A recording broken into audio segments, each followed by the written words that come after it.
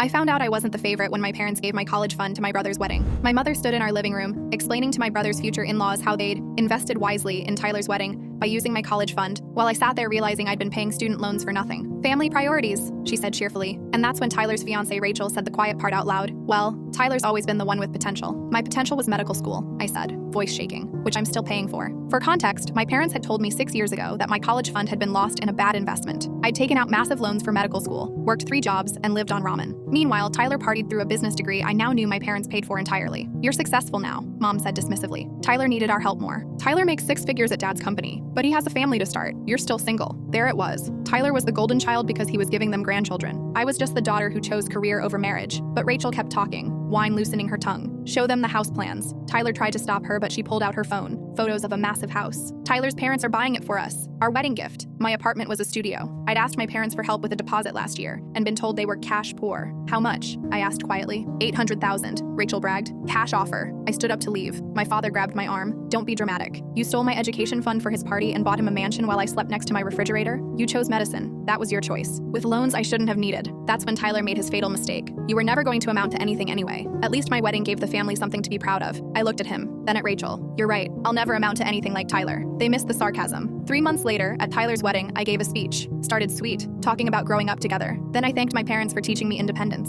When they lost my college fund, I learned to survive alone. When they paid Tyler's way through school, I learned hard work. When they bought Tyler's house while I struggled, I learned self-reliance. The room went quiet. So thank you, Mom and Dad, for showing me exactly who you value. And Tyler, thank you for confirming it. I raised my glass. To Tyler and Rachel, may your marriage last longer than the family relationships destroyed to fund it. My parents were mortified. Tyler was furious, but I wasn't done. See, I'd been doing some research. Dad's company where Tyler worked, it had strict nepotism policies. Tyler's position violated them. His salary, way above grade for someone with his experience. I sent an anonymous tip to corporate HR. Tyler was terminated within a week. Without the job, he couldn't afford the house payments. Yes, payments. Turns out my parents hadn't bought it outright. They'd made the down payment and Tyler was supposed to cover the mortgage. The house was foreclosed in 6 months. Rachel left him when the money ran out, took their baby, moved back with her parents. Tyler had to move in with our parents. At 32. In my old room, actually. The one they'd converted to a gym when I left for college but turned back for their precious boy. My parents begged me for help with Tyler's divorce lawyer. I was a doctor now. Surely I could afford it. I'm still paying off loans from the education you didn't fund. I reminded them. Maybe use Tyler's college fund. Oh wait, he actually got his. They don't speak to me now. Tyler sends angry texts about family loyalty. I forward them to our extended family along with the wedding video where he said I'd never amount to anything. Last month, I bought my first house. Small but mine. My parents found out through Facebook. Mom commented, "It must be nice to have money." I replied publicly, "It is, especially when it's earned, not stolen from your kid's future." She deleted her comment. I didn't delete my reply. Sometimes you realize you're not the favorite child when they steal your future to fund your siblings' present. But sometimes that's the gift that teaches you to build something they can never take away.